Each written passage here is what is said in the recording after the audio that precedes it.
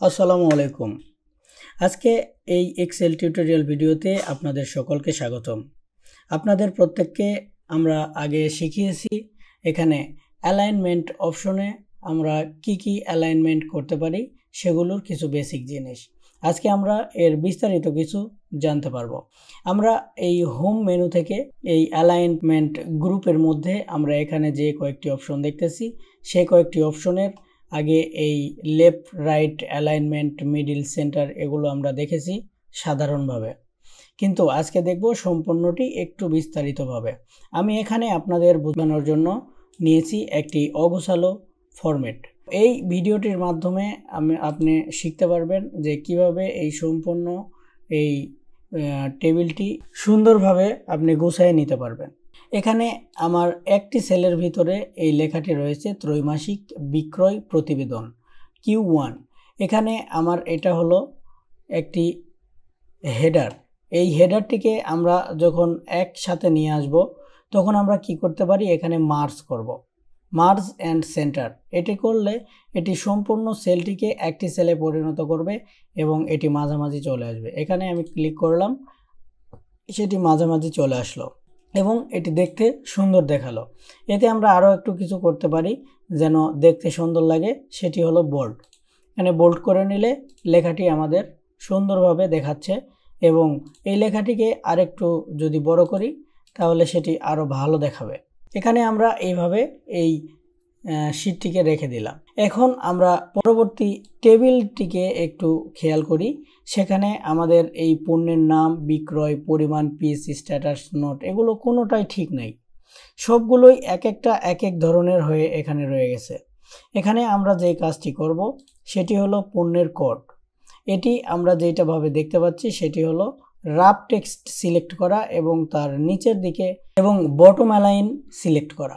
তো এই জন্য এটা যদি আমি বড় করে দেই তাহলে এই জিনিসটি সেলগুলোর নিচের দিকে দেখাচ্ছে। নিচের দিকে দেখানোর কারণ হলো এখানে আমাদের এই বটম অ্যালাইনমেন্টটি সিলেক্ট করা আছে।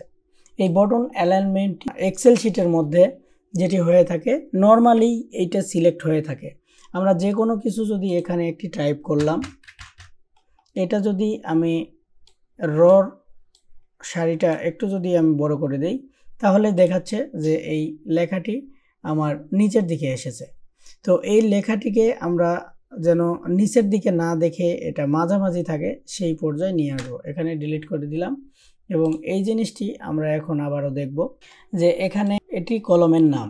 এই কলামের নামগুলো আমরা মাঝামাঝি করব, তার জন্য এখানে সেন্টারে একটা ক্লিক করব এবং এর উপরের মিডিল অ্যালাইনে ক্লিক করব। তখন এই জিনিসটি একটি সুন্দরভাবে দেখাচ্ছে যে আমাদের একদম মাঝামাঝি অঞ্চলে এটি পড়ে গেছে। তো এটি আমরা ছোট করে দিলাম এবং এখানে আমরা দেখতে পাচ্ছি বিক্রয়ের পরিমাণ, পিস। এটি কিন্তু আমাদের নিচের অংশগুলোর দিকে যদি তাকায় তাহলে সেটি সংখ্যা দ্বারা প্রকাশ করা হয়েছে এবং এই সংখ্যা দ্বারা প্রকাশ করার কারণে সংখ্যাটি এই সেলের ডান পার্শ্বে চলে এসেছে এবং আমরা যখন একটি লেটার কিংবা বর্ণ টাইপ করি সেখানে আমরা দেখতে পাই যে সেই লেখাটি এই সেলের বাম পার্শ্বে এটা কিন্তু সরে আছে। তো আমরা যখন এটা নর্মালিভাবেই হয়ে থাকে যে সংখ্যা টাইপ করলে ডান পাশে এবং বর্ণ বা লেটার টাইপ করলে সেটি বাম পাশে চলে যায়।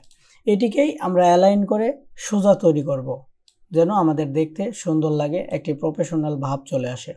তো এখানে আমরা যেটি দেখতেছি যে পণ্যের কোডটি সংখ্যা দ্বারা সম্বোধন করা হয়েছে, তাই এটাকে এই শুধুমাত্র ডান পাশে দেখতে পাচ্ছি।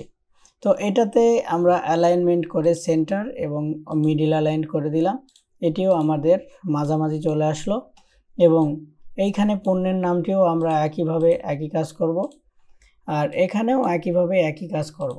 এই সম্পূর্ণটি আমরা চাইলে একসাথে সিলেক্ট করেও করতে পারি। তো এইগুলো আমি কাজ শেষ করে নিলাম। এখন আমরা দেখব যে এখানে বিক্রয়ের পরিমাণ, পিস, এই জিনিসটি যদি দুইটি লাইনে চলে আসে তাহলে আমাদের এই কলামটিকে দেখতে অনেকটাই সুন্দর দেখায়, কারণ মাঝখানে 15, 50, 75 ছোট ছোট অংশ এই এত বড় একটি সেল মিলায়ে রয়ে গেছে।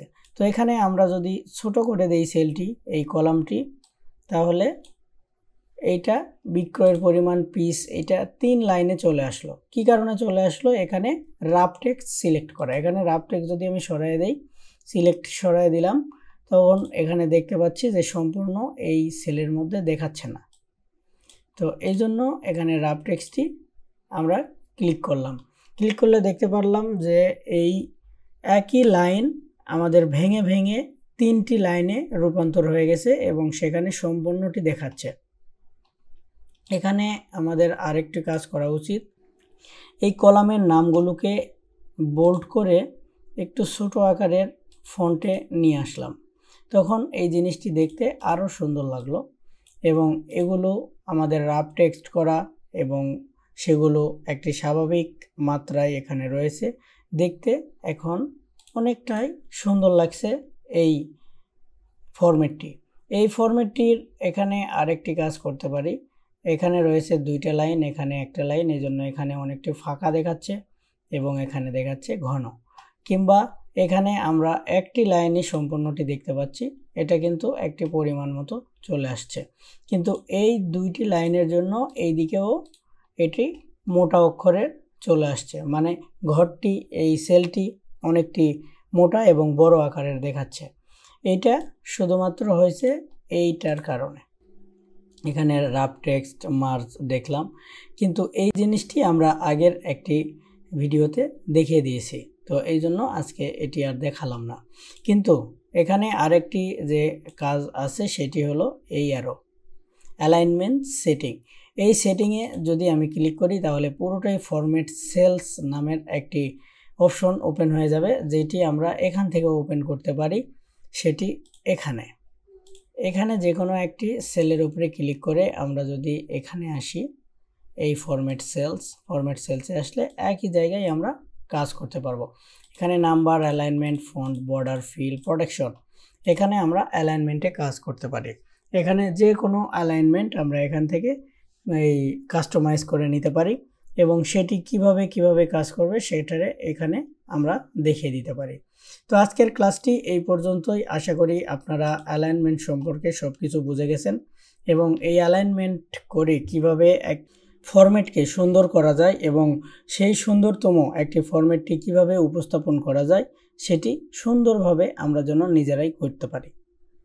তো আশা করি আপনি সম্পূর্ণটি বুঝে গেছেন, আর এটি বোঝার কোনো দরকার হবে না।